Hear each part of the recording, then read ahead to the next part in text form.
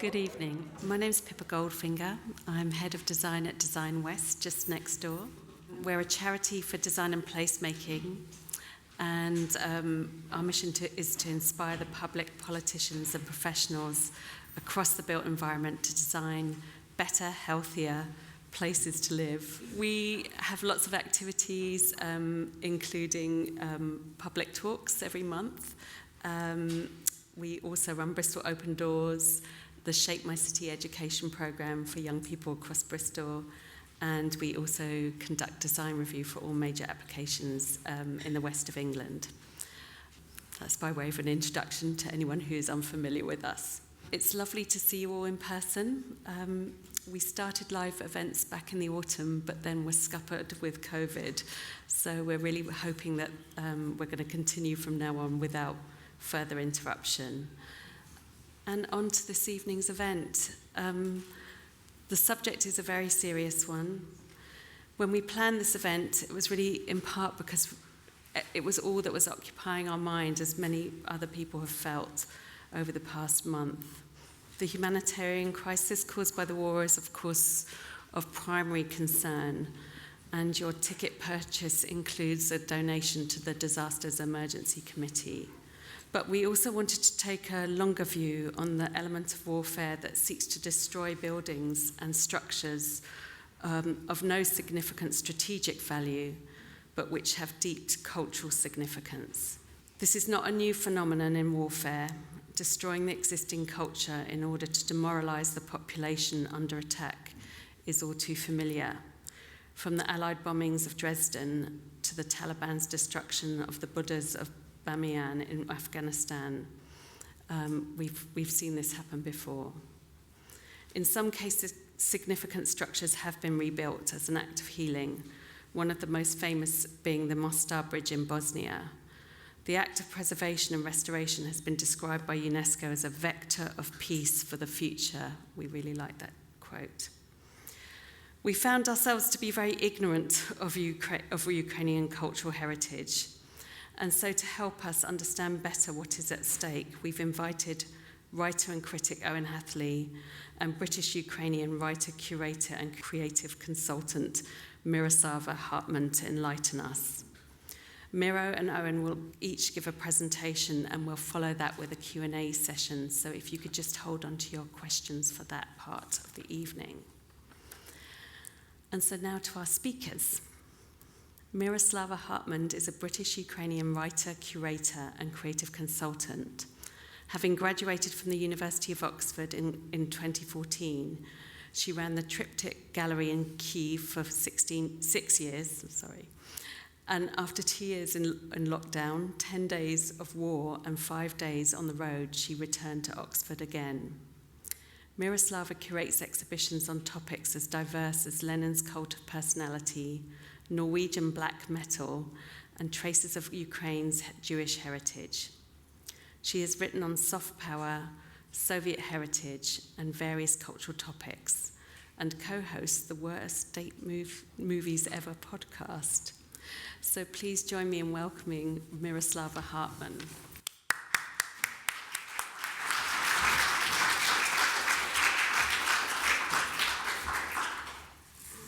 Oh, thank you so much, Pippa, for that introduction.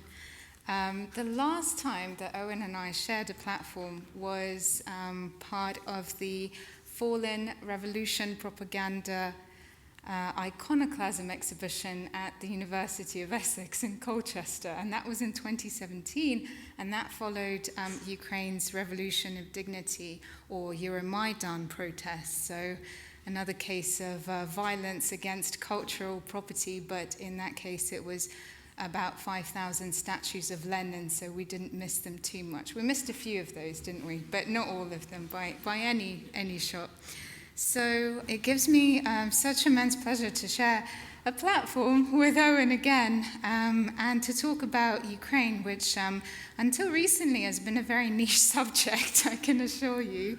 Instead of giving you a catalogue of atrocities perpetuated by the Russian regime against Ukraine, and by extension, Europe and the world, I thought it might be more useful to give you an overview of what is still there and why we might miss it if it goes missing.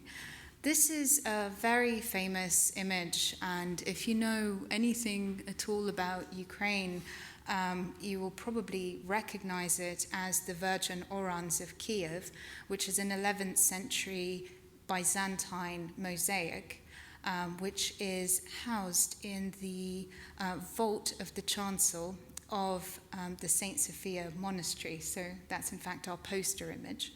This is a UNESCO World Heritage Site. The original foundations and structure was built by Byzantine stonemasons in the 10th century, shortly after a very famous event of 1988, which is known in the Russian and Ukrainian-speaking world as the baptism of Rus. The Kievan Rus was a medieval city-state, medieval principality, and in many ways, it was the cradle of what is now the Russian-speaking world. So the Kievan princes were the first Slavic tribe to convert to Christianity. And to mark that fortuitous event, a monastery of great beauty and great visual impact was constructed in the center of the principality on top of a defensive hill, very much the Byzantine model. And of course, it took its cues from the Hagia Sophia, well, what was then the Hagia Sophia in Constantinople. What is important about this image is that it is a palladion, or an image, a cult image that is based on the Pallas Athena, which is, of course, the patron saint of defensive warfare. It's over 6 meters tall, and the Virgin Orans is known as the indestructible wall or the unmovable wall, and as legend goes, while the Virgin Orans still stands and extends her protective embrace over Kyiv, the city and its people will be safe. This is an image showing a fresco within St. Volodymyr's Cathedral. This is the Slavic prince Volodymyr, who is present at the mass baptism of the Slavs. And next to it is a monument which was constructed in 1853 by Vasily Diamut-Malinovsky, a Russian imperial architect, and it was completed by Peter Claude von Jurgensburg, who was actually the favorite architect of Nicholas I, and he was a German employed by the Russian imperial court. So this event, in many ways, is the point of origin for not only Ukrainian statehood, but Slavic statehood. There is actually I'll go forward. There is a meme that was created by the US Embassy in Kyiv prior to the war, but on the eve of war, responding to Putin's infamous speech of Ukraine and Russia being one people, which sort of gives you a timeline of events. So we have 996, the first Byzantine churches being built, Moscow, basically swamp, land, and forest. Again, 1011, St. Sophia's Cathedral is completed. Moscow, kind of not a thing yet. 1070, Vydubichi Monastery. Quite an interesting landmark as well, because the name Vydubichi comes from the word for dipping out, and the legend goes that the pagan idols that were cast down following the Christianization of the Kievan Rus, they dipped out on the banks of the Dnieper at this location, and this is where a monastery was constructed. And then 1108, St. Michael's Golden Domed Monastery. Remember that one because we will come back to it. It is very significant. Now, this is quite a famous image of President Putin doing his annual dip into the ice-cold waters on Epiphany, which of course celebrates the baptism of our Lord Jesus Christ. But because President Putin thinks of himself as the savior of the Slavs, he kind of really ritualizes this. And this is, a televised event attended by the senior clergy and kind of takes its cues from another very significant event. So kind of, the idea of Russian statehood beginning in a city in what is now sovereign Ukraine is kind of quite a restless thought that, it kind of would be nice if it was part of the same country, right? And this is what Kyiv looks like today, constantly being bombed. And it is clear at this stage that the Russian government is specifically targeting civilian infrastructure, as well as threatening to blow up major cultural landmarks. This is the Lavra Monastery, which is considered the primary shrine of the Orthodox Christian world, because this was the first monastery that originated in the 10th century, where monks came and settled in caves on the banks of the river Dnipro. I will show you, in fact, this address to the nation by President Zelensky, sort of at the midpoint of this presentation, because I think it's quite useful for us all to view what every single Ukrainian looks at immediately when it pops up on their phone. The president talks to the nation at least once a day, sometimes more often, and this was on the 2nd of March. And the captions read, so what other military activities threaten Russia? What other NATO bases? I mean, that was the justification used for bombing cities, that basically Putin is targeting military infrastructure of a heavily militarized Ukraine, which is now a threat to Russian sovereignty, and also that there are NATO bases, even though, as we know, Ukraine is not a NATO member state and might never be one. So what next? St. Sophia Cathedral, Lavra, St. Andrew's Church. And the idea is that, he says, they have an order to erase our history.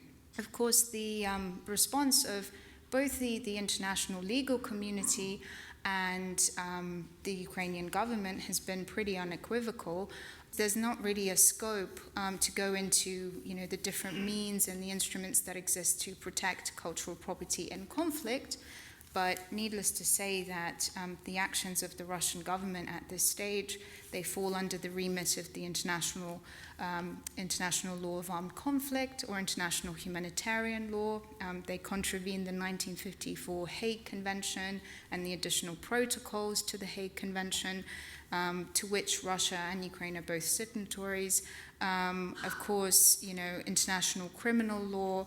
I mean, both the destruction or damage and the misappropriation of cultural property during either international armed conflict, which this is, including belligerent occupation, can amount to a war crime.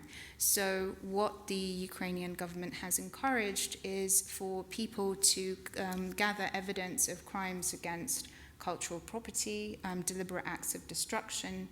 And as we can see, Ukraine has 7 UNESCO World Heritage Sites. There are also many sites that are on the tentative list, and many other there are tens of thousands of other sites which have been internationally recognized as having cultural significance to both the European region, and so the view from Ukraine is very much that the bombing of cities, which many of them contain landmarks of national, cultural, and regional significance, is very deliberate on the part of the Russian government. There has already been talk of a Russian genocide perpetrated against Ukrainians, and we can see this in the way that maternity hospitals are being particularly targeted, orphanages are being particularly targeted, various other hospitals are being targeted, not to mention high-rise buildings, which I know Owen is a huge fan of, so we hope to hear about those later. But certainly in terms of crushing the cultural ethos and, well, the identity of Ukraine as an independent state, shelling goes a long way. Now, Ukraine has been preparing for war pretty much since November last year. And these two images show a monument in the center of Lviv, city in western Ukraine, being prepared for any eventuality, short of actually dismantling it. And also the Andriy Sheptytsky Museum, which holds a lot of sacred art, a lot of antique fine art, being evacuated. And this is, of course, the Duc de Richelieu statue in Odessa, covered in sandbags. If this wasn't clearly a digital photograph, this would be something out of World War II archival footage. Really just unfathomable. How effective these measures are, time will tell, because this war is not likely to end anytime soon, and Russia is most certainly not shown any willingness to discuss an actual ceasefire or peace negotiations. There are various initiatives by volunteers. This is quite an interesting one, Saving Ukrainian Cultural Heritage Online, or SUKHO. SUKHO means dry. I mean, it's an acronym, but it's quite catchy. And what this is you may have heard that Ukraine is quite known for its kind of web developers. So this is a volunteer organization platform run by web developers. And they have over 1,000 people now who are creating a digital archive of Ukraine's heritage. So what that involves is photographing artworks which have been evacuated, taking pictures of buildings, using 3D imaging where possible to basically create a digital backup of Ukraine's heritage. Well, in terms of what has already been destroyed, I promise not to give you a catalogue of atrocities, but I'll give you an example which kind of raises a lot of questions.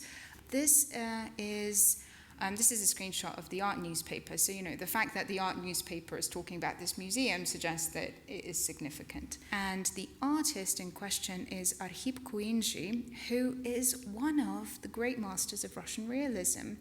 This is a painting, and this is a nighttime view onto the Dnieper. Dnieper is, of course, a river that runs primarily through Ukraine.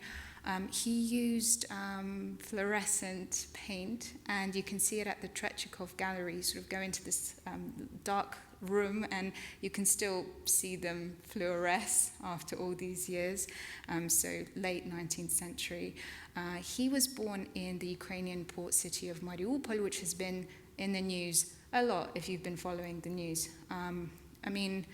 Pretty much the closest thing to Stalin, the siege of Stalingrad and Leningrad put together that we have witnessed in recent history, like absolutely out of this world.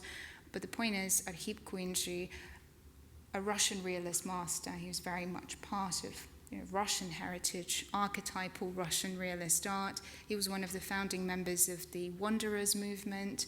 His museum is being targeted. Kind of strange that Russia should be saving Russian-speaking culture by targeting a museum that is so closely connected to its own history. And now, giving you an immersive experience, I hope you can read the subtitles. This was the speech that, when I watched it on the 2nd of March, I was like, yeah, okay, now it's time to plan my evacuation, and I will explain why. Бажаю здоров'я, єдина країна. Я не випадково сказав «єдина». Почався 7-й день цієї страшної війни. Війни, яку ми відчуваємо однаково. За цей час у нас єдності більше, ніж за 30 років. Спочатку нам було однаково страшно, потім однаково боляче, а зараз все однаково. Окрім перемоги, окрім правди, окрім миру, окрім спокою, до якого ми хочемо прийти. Окрім життів наших людей, за яких ми переживаємо. Окрім України. За цей час ми по-справжньому стали єдиним цілим. Ми багато пробачили один одному. Ми полюбили один одного. Ми допомагаємо один одному. Ми боїмося один за одного. Вчора зранку на площі Свободи ми всі були харків'янами. Потім ворог зніс нас усіх ударами по житловим будинкам Бородянці. Вчора ввечері нас всіх бомбили в Києві. І ми всі знову загинули у Бабиному Яру від ракетного удару. Хоча весь світ обіцяє постійно, ніколи знову. Для будь-якої нормальної людини, яка знає нашу історію, світову історію, Бабин Яр – це особлива частина Києва, особлива частина Європи, місце молитви, місце пам'яті про 100 тисяч людей, яких вбили нацисти, місце старих київських кладовищ. Ким треба бути, щоб зробити таке місце мішенню для ракет? Ви вбиваєте вдруге жертв Голокосту. У часи радянської влади там, на кістках, побудували телецентр. А ще спортивний комплекс, господарські споруди. Зробили там парк, щоб затерти справжню історію Бабиного Яру. Але за що його бомбили? Це вже за межею людяності. Такий ракетний удар свідчить, що для багатьох людей в Росії наш Київ абсолютно чужий. Вони нічого не знають про нашу столицю, про нашу історію. Але у них є наказ стерти нашу історію, стерти нашу країну, стерти нас усіх. В перший день війни жорстко бомбили Умань, куди, до речі, щороку приїжджають сотні тисяч євреїв помолитись. Потім Бабин Яр, де були розстріляно 100 тисяч євреїв. Звертаюсь зараз до всіх євреїв світу. Хіба ви не бачите, що відбувається? Тому дуже важливо, щоб саме зараз, саме ви, мільйони євреїв по всьому світу не мовчали, бо у мовчанні народжується нацизм. Тому кричіть про вбивства мирних людей. Кричіть про вбивства українців. Минулого вечора і цієї ночі вони продовжували бити по нашим містам. Бомби, ракети, артилерія. По мирним людям. Знову і знову. По житловим кварталам. Знову. Маріуполь, Харків, Київ, Житомир та інші міста і селища України. Це не може пояснюватись жодною людською причиною. Жодною Божою причиною. Що ж тоді далі, якщо вже Бабин Яр? Які ще військові об'єкти загрожують Російській Федерації? Які ще бази НАТО? Софіївський собор, Лавра, Андріївська церква. Бажаю здоров'я. So this is St. Andrew's Church on top of the hill. So my house in Kyiv is the building that is just at the bottom of the picture. So kind of reading, looking at this on my phone, with the president actually suggesting that St. Andrew's Church could be a primary target, it seemed so absurd because it's a Russian imperial church. It is built in the style of so-called Elizabethan Baroque, owing to the Empress Elizabeth, who built it as a sort of private chapel, commissioning the Italian architect Rastrelli to commemorate a visit that she took to Imperial Kyiv with her lover, a Ukrainian lover. And it is considered to be one of the most beautiful Russian Orthodox churches in existence. And if anyone has read The White Guard by Mikhail Bulgakov, the revolutionary novel par excellence, I thought it was curious that the cover featured St. Volodymyr's monument that I mentioned earlier, because it's such an iconic Kiev landmark. But of course, the entire novel takes place on this street, the Montmartre of the East, a kind of long, winding, hilly street, which is a very important part of, essentially, of Russian culture and Russia by extension. A few images of recent weeks, a museum in Chernihiv,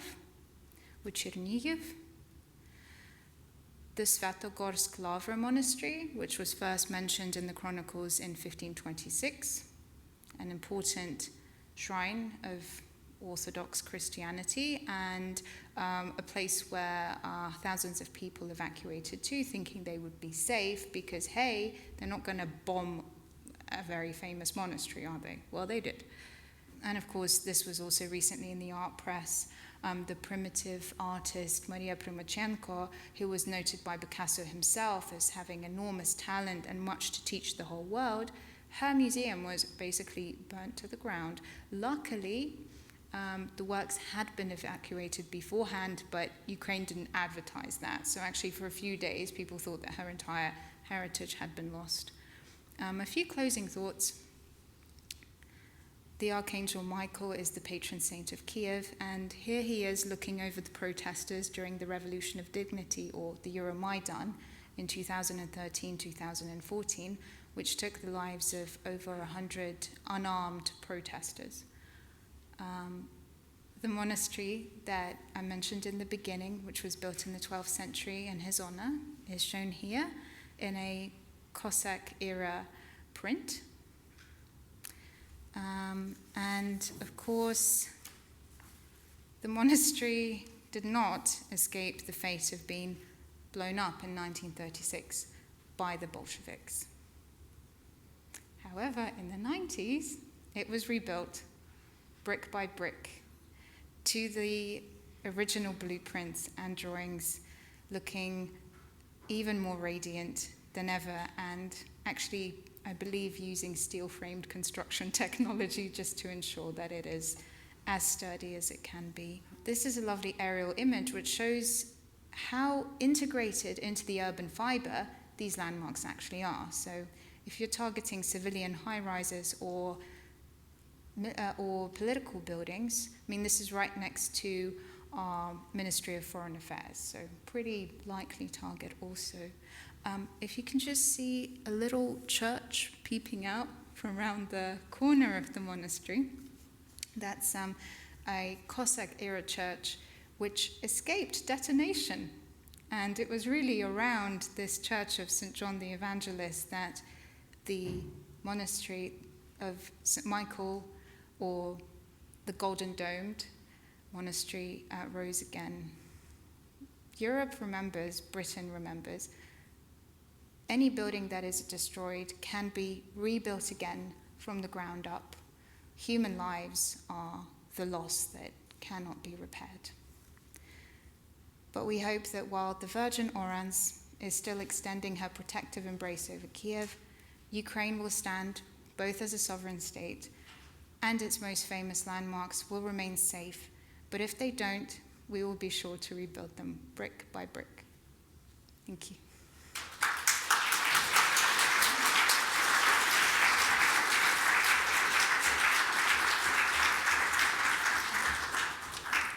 Thank you so much, Miroslava. That's great. I just now want to invite Owen Hatherley to speak. Owen writes on culture and politics for various publications. Very good article in The Guardian today, I believe. He's the author of several books, including Militant Modernism, Landscapes of Communism, and Red Metropolis. His most recent books are a collection of essays, Clean Living Under Difficult Circumstances, and Modern Buildings in Britain, a gazetteer which is published next week, I think. He's the commissioning editor at Jacobin and the editor of the Alternative Guide to the London Boroughs and the culture editor of Tribune. Please join me in welcoming Owen Hatherley.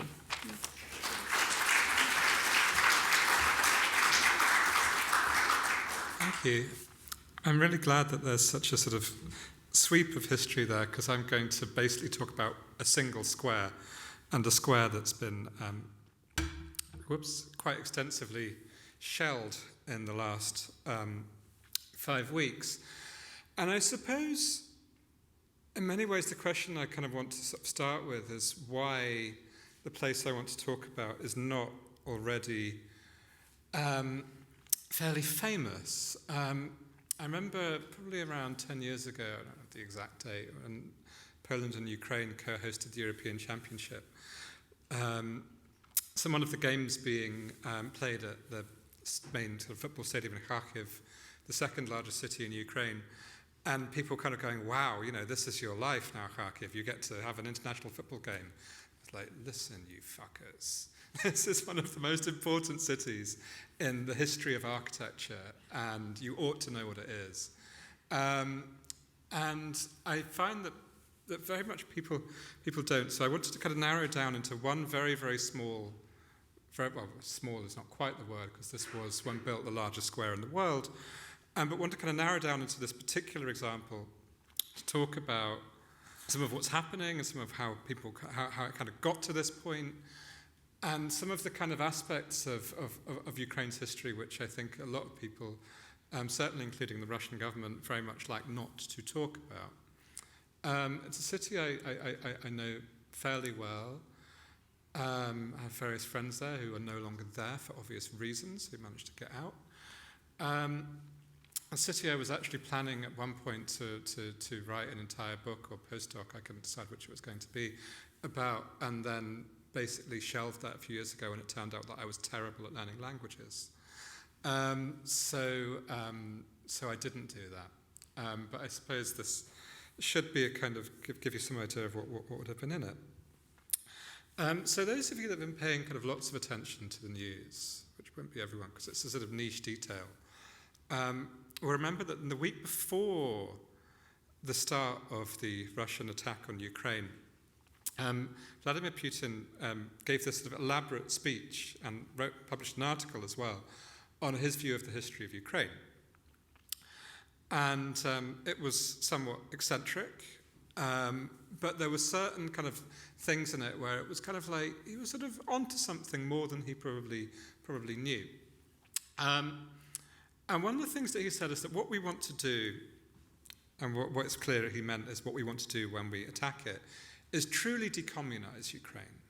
So that's a reference to the thing that Miro talked about earlier, which we both took part in a conference on at the University of Essex a few years ago, which was the sort of decommunization of Ukraine after 2014 and after the revolution on Maidan in the center of Kyiv, where a large quantity of sort of Soviet symbols and Soviet street names were gotten rid of. Before that, there was a vast amount, which had kind of remained there even after 1991. And for Putin, what real decommunization would mean would be essentially destroying the Ukrainian state entirely. Because for him, the Ukrainian state had been created by the Bolsheviks. Now, this isn't quite true. The Ukrainian state, obviously, is sort of old as pretty much any European state. The language is obviously in many ways older than Russian. It's older as a literary language. But, you know, the modern nation state kind of emerges pretty much everywhere. In the 19th century, you discover a national poet. In the case of Ukraine, Taras Shevchenko. You have a national movement, and then you have a country. And all countries are the same. Russia is the same in that regard. This is what happens. Ukraine isn't particularly different in that. So in that regard, obviously he was talking bollocks. But there was a certain aspect where it was like it was born in revolution. So the first kind of state to call itself Ukraine, which literally speaking, you know, is the name sort of Ukraina, like it's the borderland. It sort of roughly speaking, literally means. Came about 1917, 1918, at the hands of the sort of city central council, Central Rada in Kyiv, which was run at that point by moderate socialists who declared independence from the Russian Empire and then were kind of caught up in the sort of many-sided civil war. So the White Guard by Bulgakov, which of course Miro has mentioned, charts how, you know, Kyiv changed hands between different armies. I think at one point in 1919, it was part of about 5 different countries in the course of that year. But that sort of declaration of independence and that declaration of like, we are a country called Ukraine and it looks like this, happens then. But its current borders date from 1922 and 1950. Oh God, I can't remember when Crimea became part of Ukraine at 56. Thank you. So the 1922 borders, Putin had this particular beef with, about the fact that he considered far larger than they ought to be because they included places which spoke Russian. Cities like Odessa, Zaporizhia, Dnipro, Kharkiv, And it's based on this idea, which I think a lot of people who don't know much about Ukraine get kind of tied up in, of like this idea that there's a Russian-speaking part and there's a Ukrainian-speaking part. Whereas actually, by and large, pretty much everyone speaks both, but which comes first differs from region to region. And Kharkiv is very much a city where you were more likely to hear Russian on the street than Ukrainian, by and large, which is ironic historically for reasons I'll kind of get to. So these kind of borders from 1922, quite fairly expansive. Actually, at various points in the 20s, they considered making them even larger.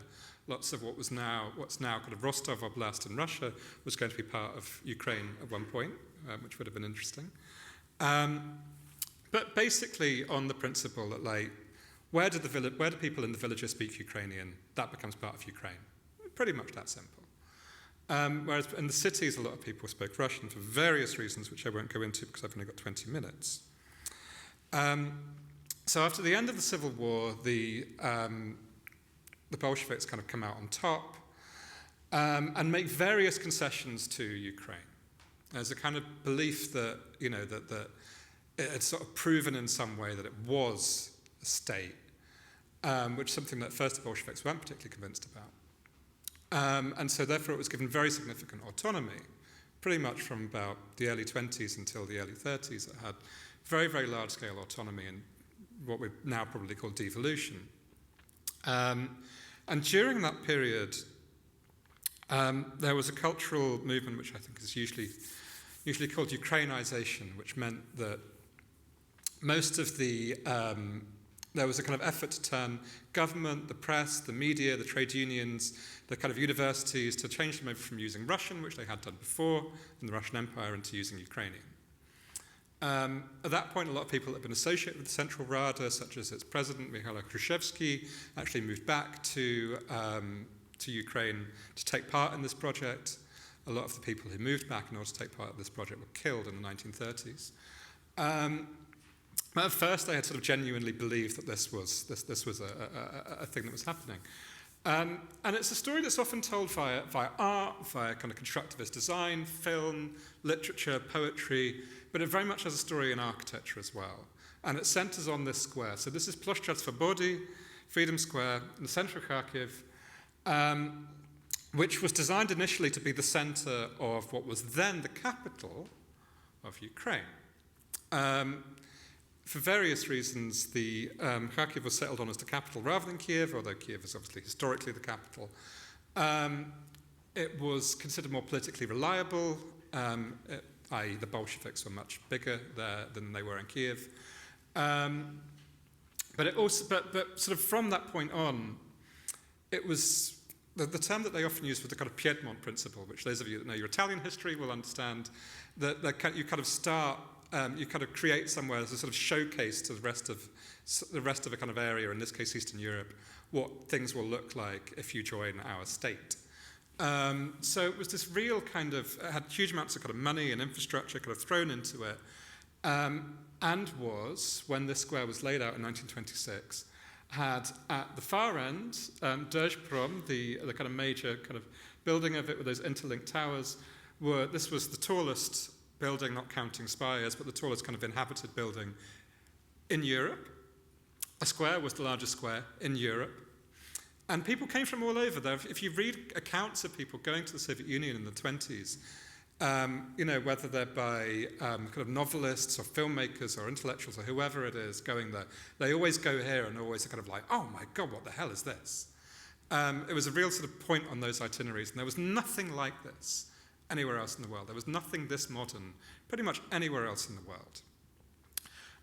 This photo of it was taken in 1943, and it was taken by the Soviets as they retook the city after it had spent 2 years under Nazi occupation. And you will see in this that they have done their best to try to destroy it. The buildings in the foreground have obviously been heavily shelled. They very heavily shelled Dezhprom and repeatedly tried to knock it down, were just pelted out with bombs. At one point, they were actually kind of put animals in there as a sort of gesture of like contempt. For the Nazis, who very much wanted to turn Ukraine into sort of agricultural colony for Germans to have Lebensraum in, This was Lebensraum, sorry, my German. This was, that they really kind of upset by the fact that this proved that this place could be modern and urban and outward looking, and they just wanted it to basically be a load of places where Germans could farm and enslave Slavs, basically. And its relevance in this war, obviously that square itself has been very heavily bombed, but around the corner from it, about 10 minutes walk, is one building which has was hit by a missile a couple of weeks ago, which is now an article about in The Guardian, so you should look that up because it's very interesting. And there's a film about it as well, which I think you can find. There's a streaming service for Ukrainian films with English subtitles, which you should look up, which has that film. So the Slovo building was designed in the late 20s for the kind of literary kind of left-wing Ukrainian nationalist intellectuals that were at that point very enthusiastic about that project. So you had kind of people who were kind of already Bolsheviks and people that had come back from the Central Rada, people who often who were enthusiasts from the parts of Ukraine that were at that point in Poland. And just generally, there's this huge kind of wave of enthusiasm of people moving there, writing futurist poetry in Ukrainian and doing all sorts of things.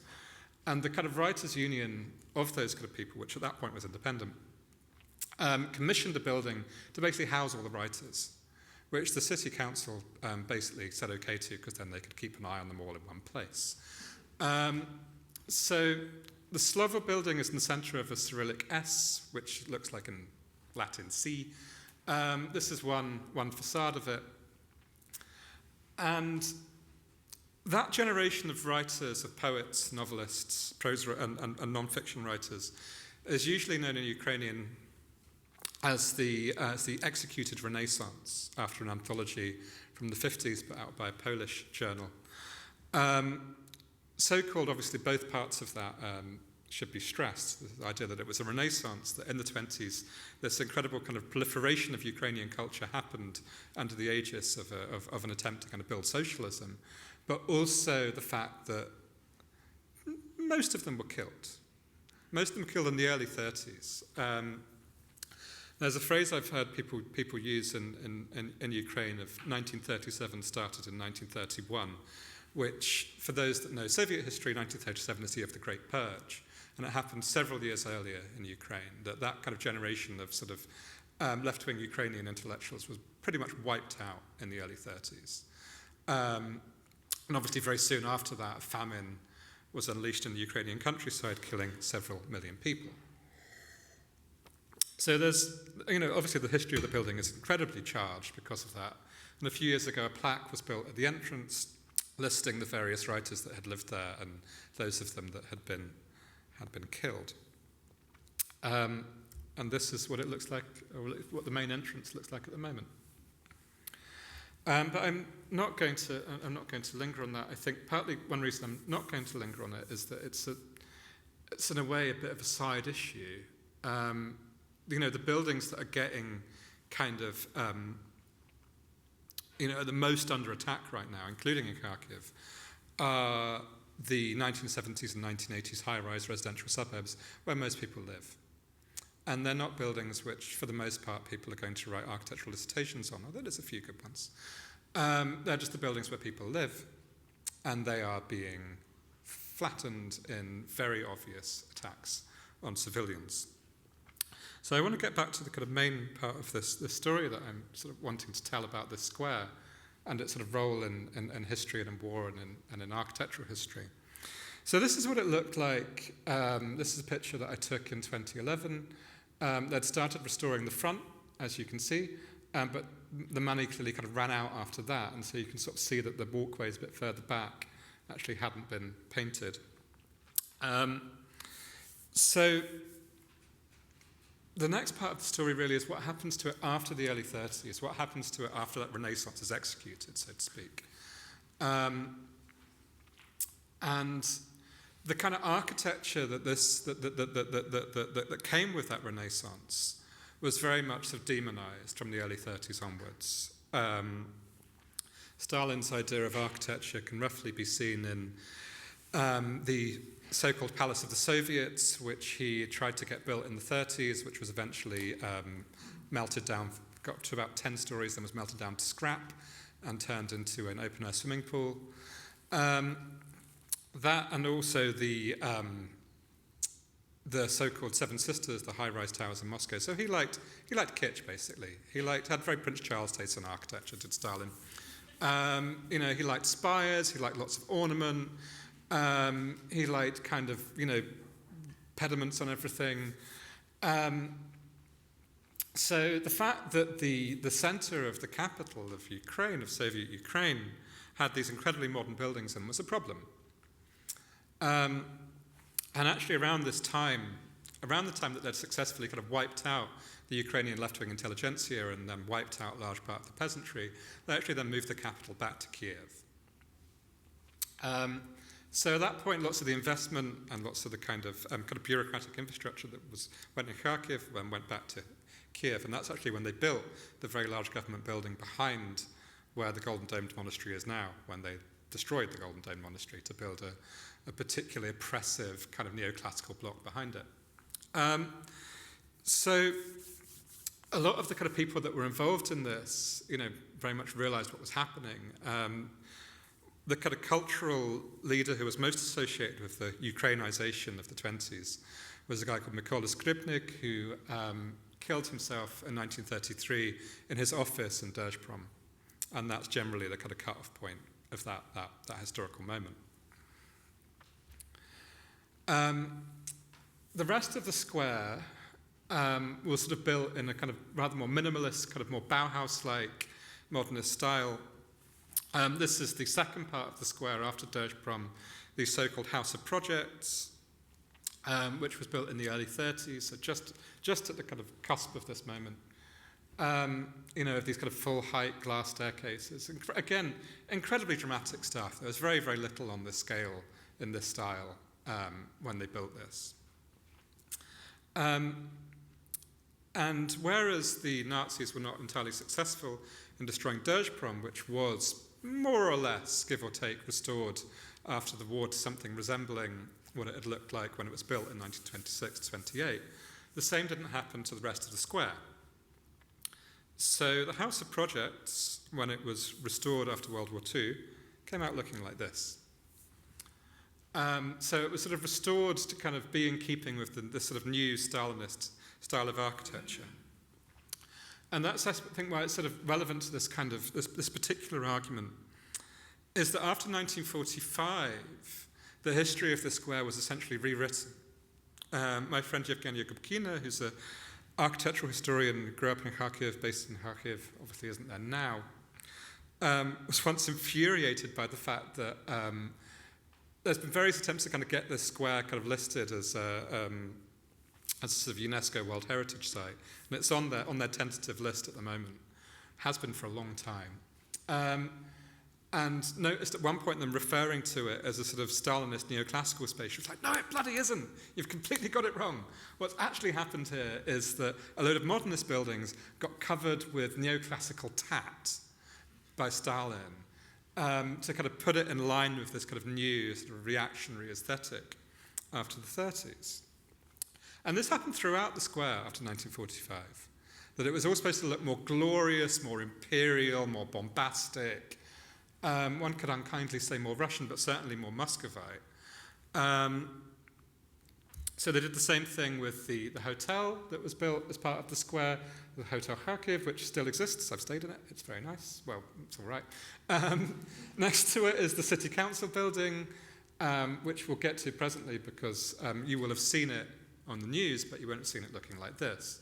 So this is kind of what it looked like by the early 30s. You can already see a slight bit of neoclassicism start to creep into that hotel, whereas the City Council building, which is an extension built onto a rather earlier building, is really kind of like full-scale Bauhaus modernism. Here's Lenin. If I were to have saved one from the Lenin Opad in 2014-15, it would have been this one. Really brought the square together. So this is what the hotel looked like after post-war reconstruction, after 1945. Some Grand Corinthian columns, some folderols, some kind of cornicing, just to kind of make it look like it wasn't a modernist building, although obviously it was. Here is a photograph taken by a photographer with the Wehrmacht in 1941 of the city council building, just before they basically started trying to destroy the square. And sort of looking at Zelensky's speech there, and sort of making reference quite rightly of the case of Babin Yar, where tens of thousands of Jews were killed during the Holocaust. That kind of thing of the importance of the sort of Nazi destruction is an incredibly important thing in Ukraine, and particularly for a city like Kharkiv, which has an intense memory of that, of that history. And people were quite often kind of making reference when the square was being shelled of like the last people to have shelled the square were the Nazis. And given that this is all part of this sort of bizarre, surreal sort of denazification of this country with a Jewish president, this kind of this sort of memory of like the last people to do that was with these people is very, very important.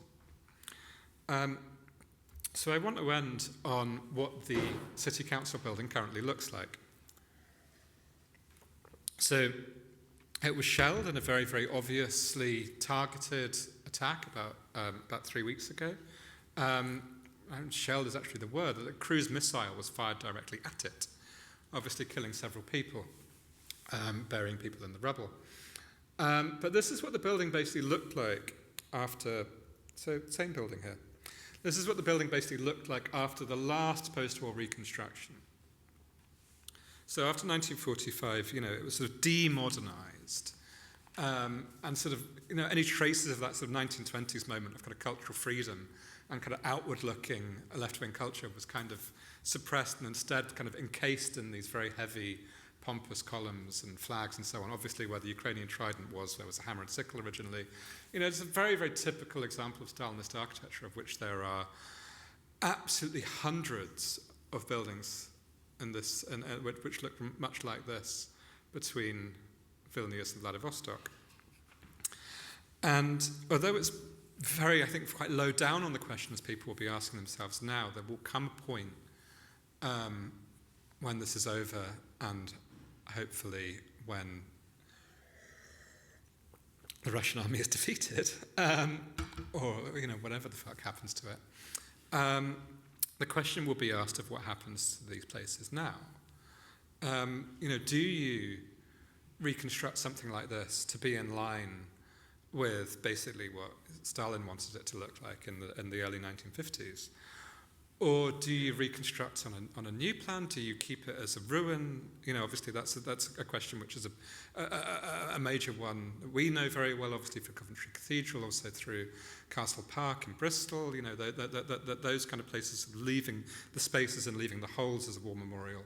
Or do you try and bring back something that kind of goes back towards those kind of ideas from 100 years ago?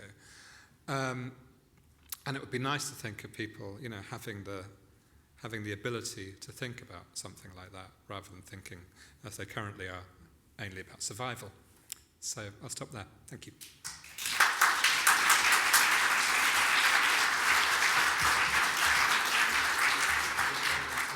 Yeah. So thank you very much, Owen and Miroslava. Can I ask you, I can't see where Miroslava is now, but to join me, if you sit in the middle, Miro, so I'm not looking back and forth, that would be great. And I'm just going to, there. Okay. Thank you. Right, just going to test that our mics are working at the front, are they? Yep, that's great.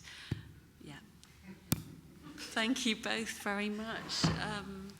That's fascinating kind of long view of history and then detailed view of 20th century history. I'm going to pick up where Owen ended because I think that's a really interesting example of where do you restore back to. Miro, what would your thoughts be on that? Well, I think an interesting example in terms of preserving memory is the Zeppelin field in Nuremberg. And very clear instructions were given that it should not look like a romantic ruin. They keep it very clean, they keep it well hidden. You don't really see signs for it around town. If you expressly go looking for it, you will find it. Thank you, Google. So I think whatever happens, it's important to consider, the kind of impression that the buildings that remain in this state give. It might be too painful a memory, too recent a memory, but also I think it's important to consider the tastes of the Ukrainian people. I'm sure you're aware of the controversy around the Podil Theatre, which was a modernist building that was built by Oleg Drozdov, a celebrated architect from Kyiv, in place of a kind of neo-Baroque structure from the 2000s, which never amounted to anything. It looks really stylish, really chic, works well with the site. People that have an aesthetic predisposition towards modernist architecture with a capital M appreciate it. There were riots. There were people with placards going, "What is this barracks? You're ruining beautiful Andriivsky Uzviz, which is the Montmartre of the East." I showed you a slide with the church on top of the hill. So I think any sort of reconstruction will have to mediate between sending a positive message of recovery and resilience, but also kind of speaking to mainstream Ukrainian tastes, which do tend to lean more towards Prince Charles than Goldfinger. Oh no. Thank you. We do have actually 2 roving mics roving around the audience. And actually now, Jackson, could we have the lights up in the audience a bit so we can see people? And we'd like to throw the floor open to any questions. If I can see you, that is. Right. Anyone feeling brave to kick off the questions? That gentleman there. Hi, thanks very much. Ian Boyd. Yeah, I'd like to explore that area even more because it's such an interesting one. Obviously, it's a military tactic to destroy heritage by bombing things to bits. And then after the war is over, there's this sort of knee-jerk reaction that says, let's put everything back as it was before. Both of which kind of erase history in subtly different ways. And in the UK, obviously you both referred to Coventry, where there was a lot of discussion in the 50s and 60s about whether to reconstruct or to build a new building alongside and fill it with contemporary art, which of course is now viewed as a great success. And in Germany, of course, I think there's almost nothing left of Albert Speer's buildings, probably rightly except for one public lavatory in Berlin. The question actually for Ukraine is could you talk, Miroslava, a bit more about the sort of the schools of architecture and the population of architects in Ukraine and what sort of thinking they might come forward with, both in reference to the articles, the examples you gave, and the kind of perhaps stripping away of Stalinism that Owen referred to. Thank you. Well, I think Ukrainians do well in a crisis. And there's nothing that brings Ukrainians together better than an external threat. And looking at recent history, certainly post-independence, so post-1991, we've had these very difficult moments. So we've had several popular revolutions. There was the 1991, which is very seldom referred to now because it was still during the Soviet times, but it was called the Revolution on the Granite, and that had students coming together onto the Maidan, which is the main square of Kyiv. Then in 2004, the Orange Revolution, again, people coming together onto the Maidan. Then 2014, exactly, 13, 14, a decade later, again, people coming together to protest for an independent, sovereign Ukraine, independent of Russia, facing towards Europe. And now the war, it's not the same as a revolution, even though the 2013-2014 one really did feel like a war. There was urban fighting, there was shooting, obviously sniper rifle fire that gunned down peaceful protesters, still nobody brought to justice. But this is on a completely different scale. So I would say the tendency in previous times of crisis was that every single crisis was a giant leap forward for Ukraine. A lot of people coming back from other countries, so from the diaspora.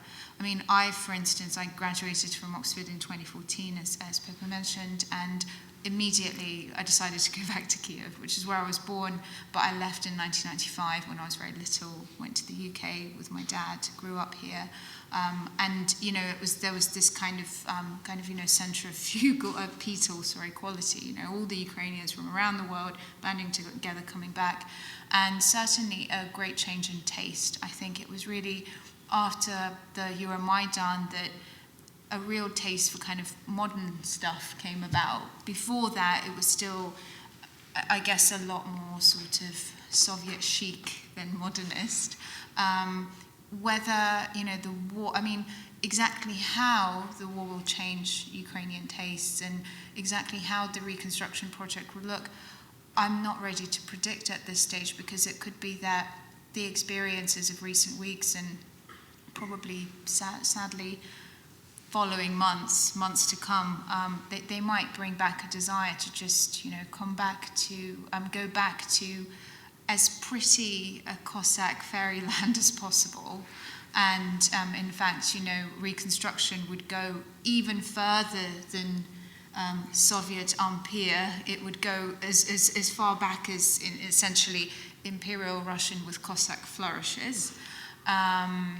Or it could be that because of the shift in generations, very much younger people coming to the fore, younger people with digital skills, with language skills, kind of taking over essentially senior positions, both in the military and, you know, in the civic administrations now, that they bring about this taste for a more European Ukraine, but, you know, not so much old Europe, but more sort of Rotterdam, you know, more kind of post-World War II reconstruction, modern. So, you know, we'd be wanting to see more eco-friendly buildings, for instance. That's not a consideration.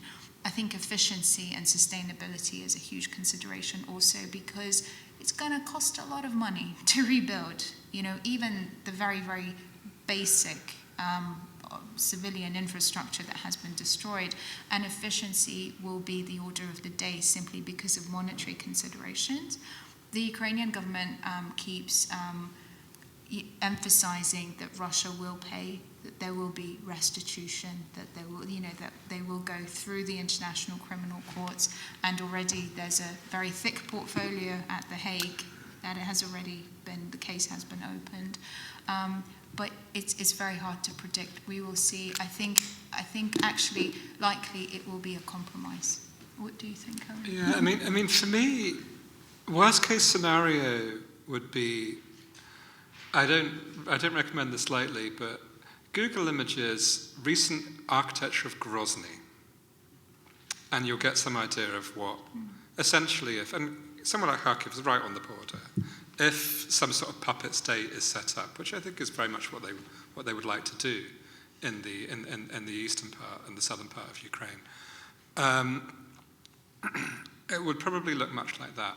And if you look at it, it is this kind of fusion of a kind of extremely low rent Shanghai, Las Vegas, like mosques that look like they're made of plastic, churches that look like they're made of even more low-grade plastic, just like absolutely the worst kitsch you will ever see is what the Russian state bestowed upon Grozny after they rebuilt it, after destroying it in the 1990s and early 2000s. So that's the worst case scenario, is that it looks like that.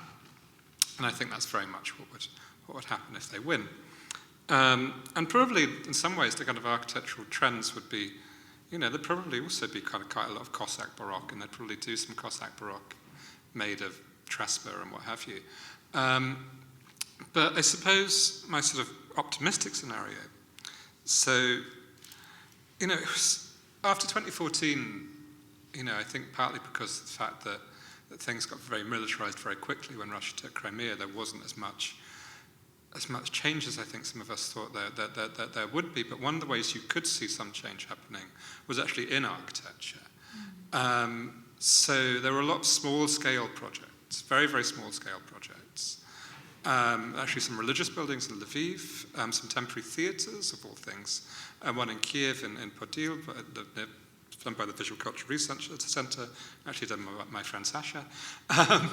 And there was a building called Stage in Dnipro, which was a really interesting kind of like semi-temporary, very, very lightweight wooden public building.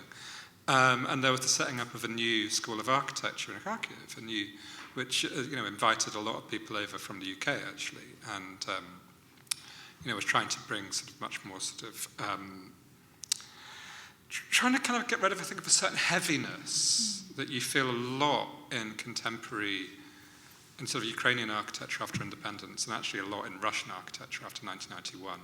There's this kind of very, very heavy and pompous architecture, and all of the things that people in their 20s and 30s seem to want to do in Kharkiv or Kyiv or Dnipro or Lviv or wherever, was to do very, very lightweight buildings that you could make quickly, that had that kind of lacked pretension, lacked heaviness, and lacked bombast.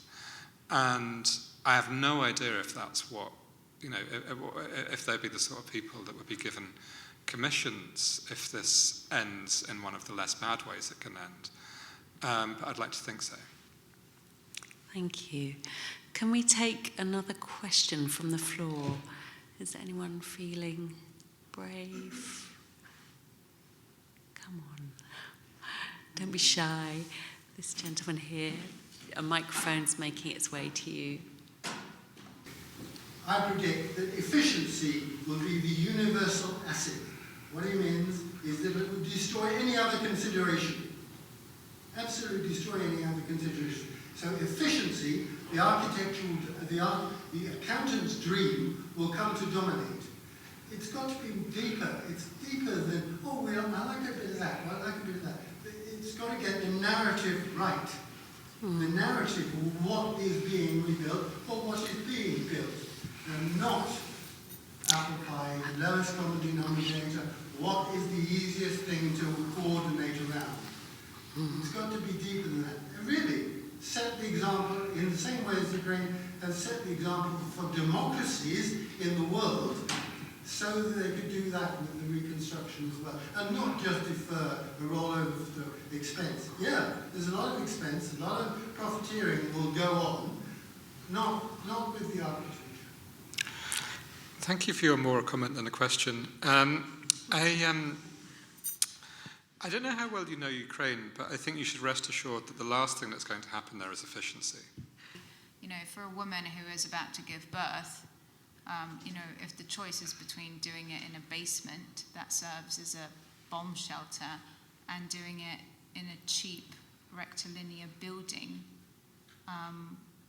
once the war is actually over, I'm pretty sure, when in matters of life and death, it's better to have a building that serves its purpose today than something more elaborate at some point later. Of course, any sort of...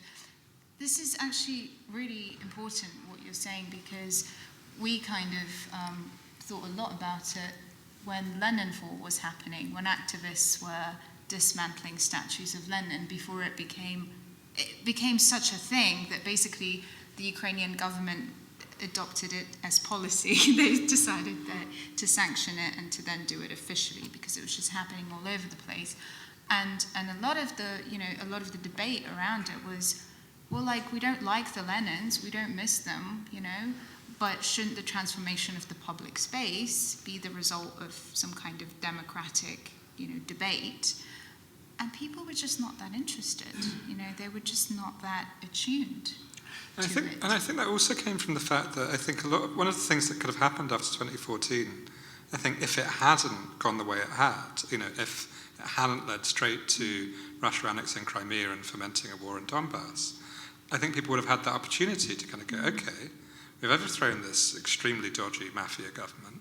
What do we do now? What sort of society do we want to live in? And instead, immediately, people had the question of how do we get through this? We're now in a fucking war. Exactly. It's been survival for a decade, and essentially for as long as Ukraine has existed. I mean, one would argue that the Mongolian invasions of the 13th century were kind of where it all started to go very wrong for Ukraine's cultural heritage. A lot of the beautiful monastic complexes that we see now, they were a result of Renaissance era reconstructions. The original buildings were completely destroyed, almost completely destroyed by the Mongols, and this just seems to keep happening to Ukraine because it's flat bang in the center of Europe, because it's such a thoroughfare, because it's kind of on the border. It seems to always be the target. So I think in matters of life and death, efficiency and just, the mere existence of a building of shelter is usually better than something more elaborate further down the line. And sadly, matters of efficiency become matters of bureaucracy, which, that's the apple that the worm of corruption tends to find its way to pretty quickly. So. I'll try and give a serious answer to the question, because I think it was a serious... Absolutely. It wasn't a serious question, but it was a serious statement. And my answer would be, I think the reason why... So when I talked a couple of minutes ago about, young Ukrainian architects being interested in these very kind of lightweight, ecological, kind of quite simple buildings, is because I think... So let's look at the reconstruction that happened after 1945 in Ukraine, as in much of the Soviet Union. Narrative was what it was all about. All about narrative. So running through the center of Kyiv is actually the Krещатик, which is the sort of the historic boulevard that ran through the city, which was destroyed during the war and then reconstructed in an incredibly kind of glorious style. I actually kind of like it. I've got a guilty liking for a lot of it. Oh, I like it too, for sure. It's, and people like it. They flock to it. But, that reconstruction of Kyiv and the reconstruction that happened in other Ukrainian cities like Zaporizhia, and also that obviously happened to Stalingrad, was now very Volgograd, much... by the way. Of course. But, with reference to the siege of, they were all about this sort of here is the story in this very, very linear way. The reconstruction, after the destruction of Stalingrad when it was rebuilt as Volgograd in the 50s and 60s, was all about, this is a city that tells the entire story of the Battle of Stalingrad, ending in a gigantic statue of victory. Kyiv, similarly, because, it was such a site of battle in World War II, has... No, but bear with me. Yeah. Bear with me. Work up the narrative to get it right, not just a popular narrative. No, but what I'm trying to say is that I think a lot of younger people... They're tired of top-down narrative. That's the thing, that there is a kind of and with narratives that just say a single thing. And I think that's often been one of the problems in Ukraine since, the way that until 2014 it just, each government kind of yoked between a kind of government based in the Donbass and then a government based in the West, and it just swung constantly between these two completely unreconcilable stories of here's what Ukraine is all about. And I think I remember just talking at a conference in Kyiv in 2016, and during this kind of furor that was happening over renaming of streets, and someone going, I think all of our streets should have numbers. I'm absolutely sick of each of our streets having to be named after a general, a battle, a revolutionary, a great poet, a hero, or whatever. I'm absolutely sick of this. And I think a lot of, so that's kind of, that's a real kind of cultural trend, I think, among younger people, of being really kind of tired of that sort of thing. And that's kind of what I was trying to get at the end of Narrative my talk. minimalism. Yeah, I think is where we're going. Great. Could I have a question from the audience? Yeah, great. Thank you. Hi. I was just... obviously, we're talking about rebuilding buildings.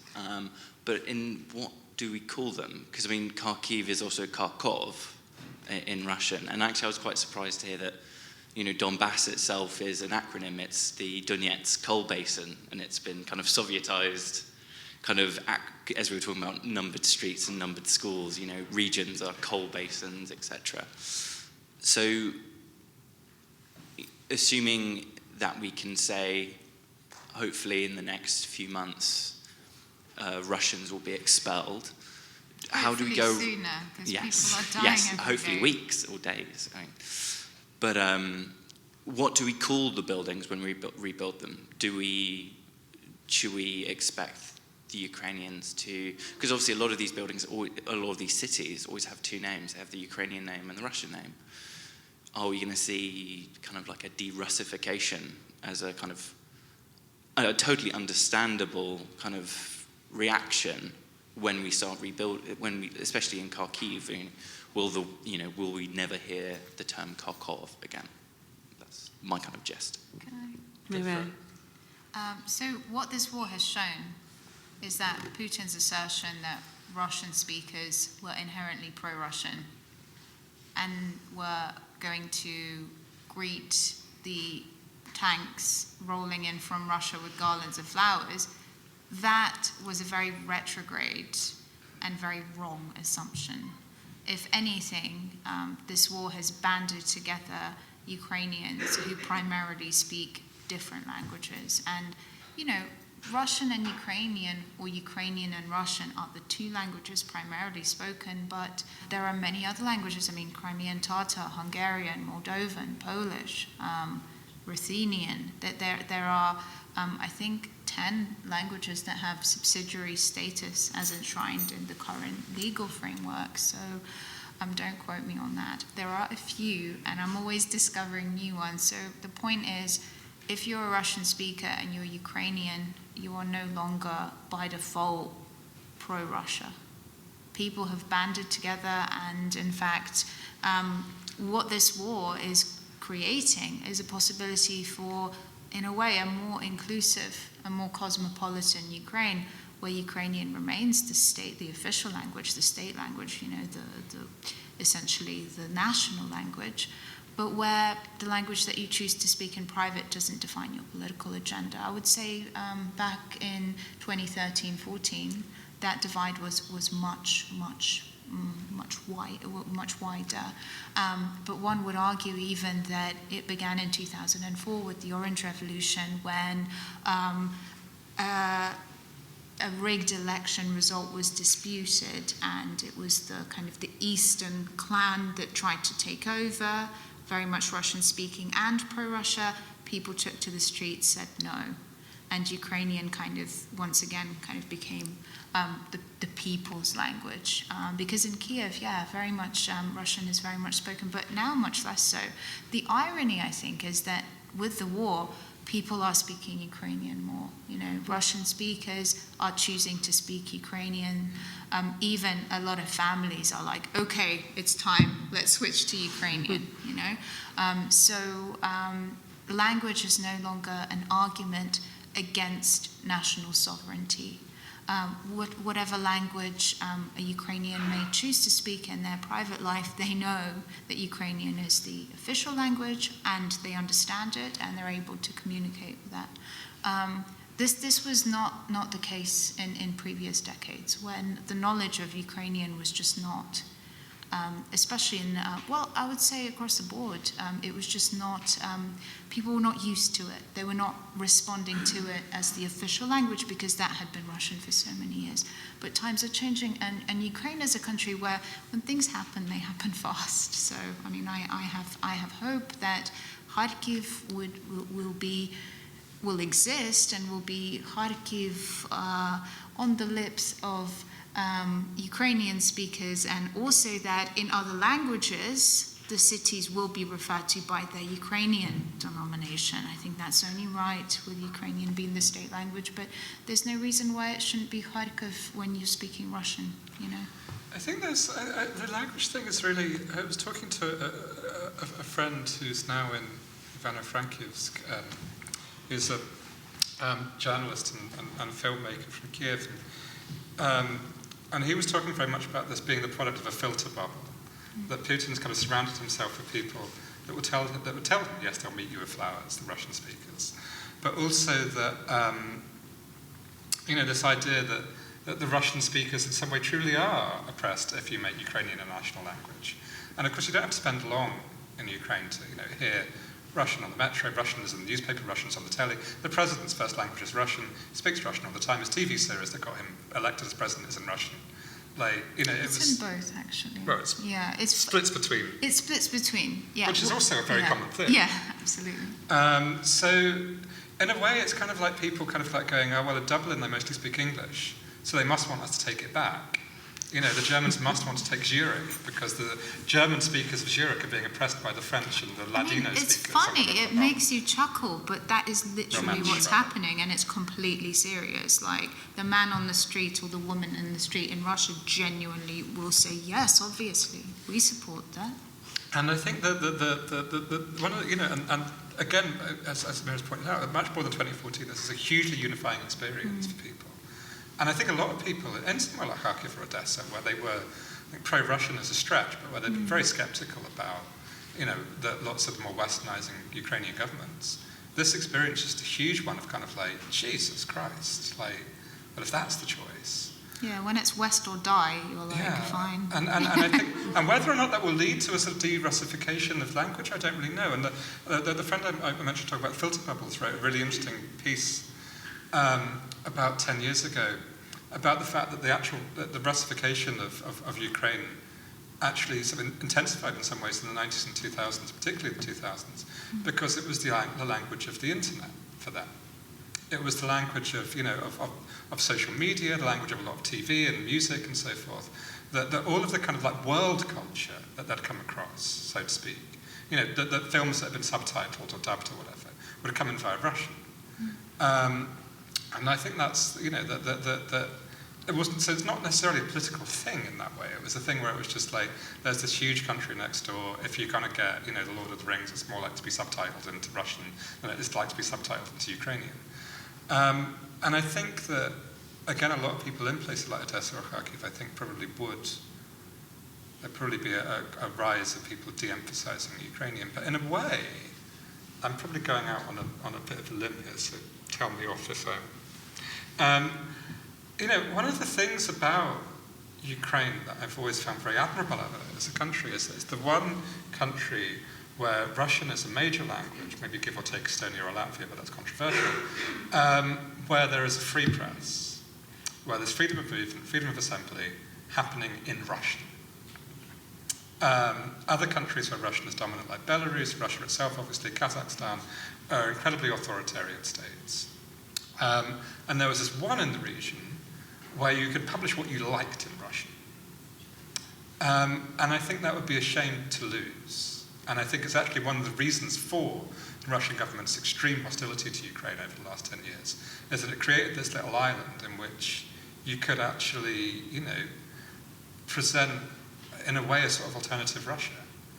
And they don't want to see alternative Russia. So, that's a lot of their animus, I think. Thank you to Miroslava and to Owen for really enlightening us, for giving us a really in-depth, although brief, understanding of Ukrainian cultural heritage and very interesting discussions afterwards.